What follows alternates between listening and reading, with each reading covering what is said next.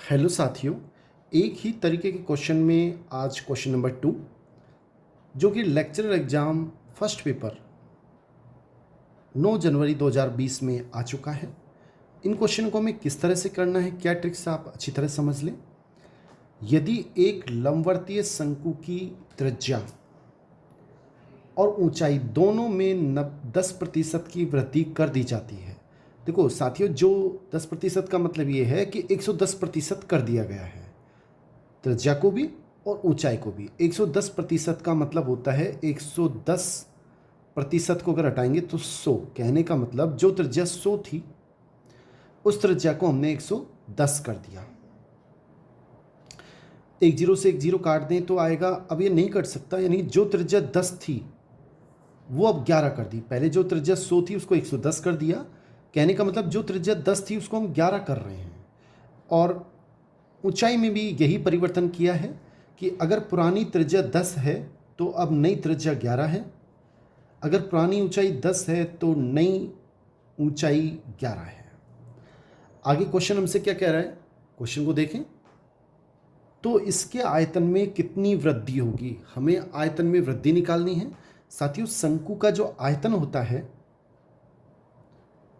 उसका फॉर्मूला होता है 1/3 पाई आर स्क्वायर एच।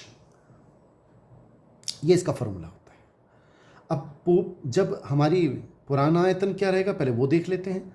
देखो 1/3 को पाई को आप बिल्कुल मत देखें, क्योंकि इससे ये तो इसमें भी आएगा इसमें भी आएगा, दोनों में इफेक्ट सेम रहेगा। अंतर ये है, ये तो इसमें भी आएगा पाई इसमें भी आएगा, सेम आएगा, दोनों के लिए सेम है।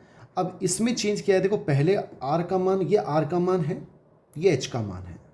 आर का मान अगर 10 है तो ये हो जाएगा 100।